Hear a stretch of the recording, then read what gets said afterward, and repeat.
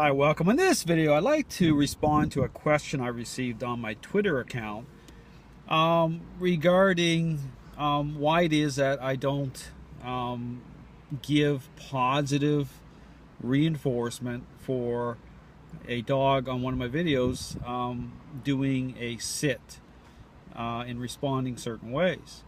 Now, here's the thing to really understand how this all, and again, I talk about a sequence that I follow, okay, through the process to make sure that the relationship side of things is fixed first. Okay, so again, you have to kind of step back and understand. Number one is understand the process, get the process right, because here's the thing.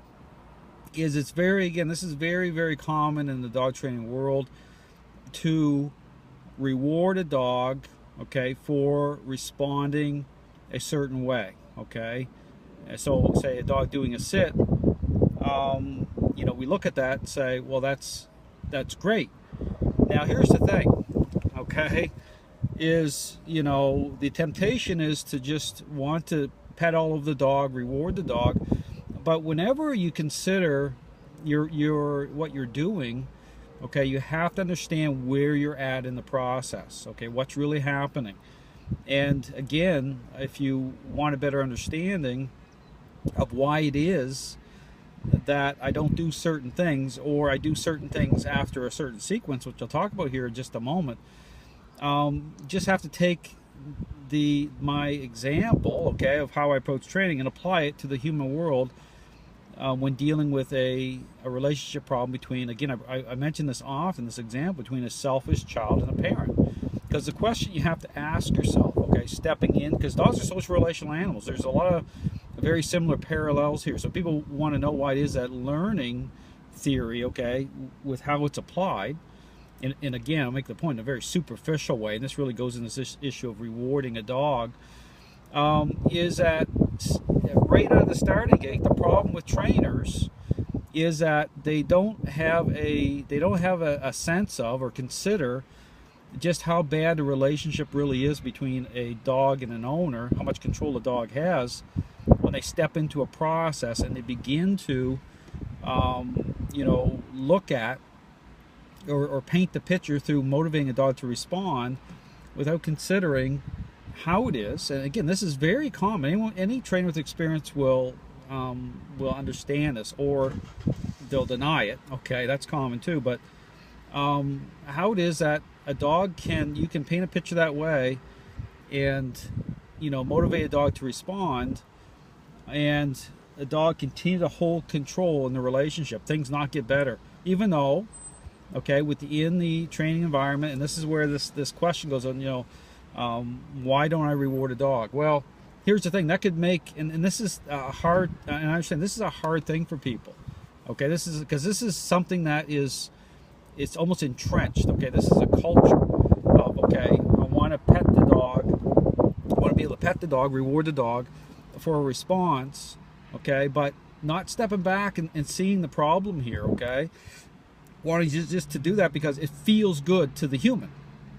Okay, it's all about, and this is a problem with, and this is another issue, this is all kind of layers. Just understand, this is built off of layers of, we talk about the culture and, you know, and what is really fueling all of this problem in the dog training world is that people have now created this, and trainers have done this, create this false expectation how the light shines on the process and on the human differently, that I have to get something out of the, I have to feel really good about it. I want to pet all over my dog, and so here's the thing, okay, again, going back to the human example, would you, and my question here, because it's a simple one, if you're dealing with a very selfish, self-absorbed child, and the relationship with the parent is an absolute train wreck, you have behavioral issues happening, behavioral problems. My question is, would you walk into that situation as a trainer or a professional, so-called professional, and apply the same ideology that's being represented in the dog training world with rewarding the child, and getting the child to respond, and then, you know, wanting them to feel really good about it without, you know, would you do that? Okay. Well, most common sense people would say, oh, absolutely not. Okay, you need to get a handle on what's happening. There has to be a proper, okay, intervention, okay, because it really is, it's an intervention. And so it's not about being mean to the child either, right? Okay, it's not about the, see, this is where everything gets all twisted. Even when you look at my system, okay, what I promote, it's interaction based for a reason. So if you look at the interaction side of things, it's the same type of, say, if you're dealing with a situation with a parent and a child, a relationship problem, again, it's about how you invest in, okay, moving that relationship in a positive direction. Or do you just motivate the child to respond and go through your little checklist, right? And say, oh, well, if it looks really good, it must be good. See, that's the problem in the dog training world right now. There's no sense of just what's happening beyond just appearances. Okay, right away, all these, you know, and I talk about these trainers, again, I'm getting away from mentioning names here, but you have to talk through this because it's important. Because here's the thing is that, you know, people have to understand beyond just, because immediately when people see some of my videos, they assume that, well, Dale's being mean to dogs. No, Dale's not being mean to dogs. Dale truly understands the depth of what's happening, and therefore I'm approaching the process the way it needs to be approached so that relationship change happens. I'm actually care, and I would suggest I care more about these dogs and these trainers who have never asked the tough questions, who are in total denial that they won't even face off on the problems. Now, I asked these questions years ago, and now, you know what? And now I've sourced out the problem by way of how this narrative, this learning narrative, is applied in a very superficial way. That's the same thing. Go to my example I'm using between a parent and child. That's exactly what's happening. Okay, and then all these dog owners, and I'm talking about, you know, it's such a tremendous problem happening in the dog training where all these dog owners are wondering, well, how is it that everything looked really good? It felt really good to me. I got to pet all over my dog. I got to praise my dog for responding. The dog was moving around, doing the sit, and doing it. But I got my dog home, and I'm still dealing with all these tremendous problems. Well, because you were sold a bill of goods that is totally just superficial, based on appearances, all focused on how you felt, and not based on the reality of dogs as the incredible animals that they really are, that they know the real deal. Okay, they're because ultimately, okay, dogs are not going to accept or conform to this superficial appearance-based narrative, and so this is why you got all these problems. So, you know, to answer a question that might seem simple, okay, you have to understand why it is that I do the things I do. And so I've removed this narrative out of the equation for a reason. Okay, to make sure relational change happens between dogs and owners.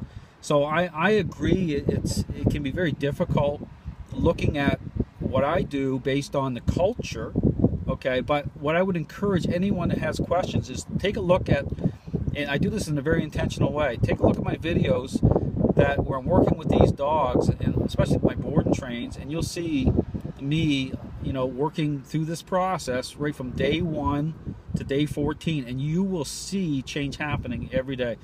If you go into other trainer sites and they're geared more to look like infomercials to sell you this foolishness, and you're not going to see transparency the way I show it. Okay, so I would just encourage you to not only look at my videos, but ask yourself that fundamental question: Would you do the same thing? Walk into a relationship problem between a parent and a child, and do the same exact thing that all these trainers are doing?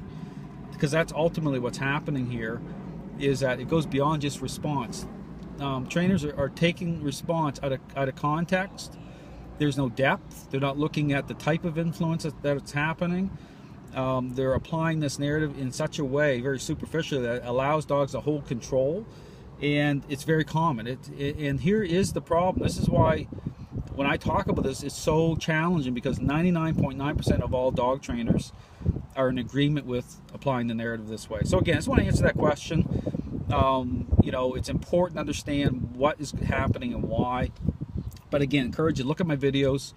and just really step back from it, but ask some core questions at the same time. So thanks for watching.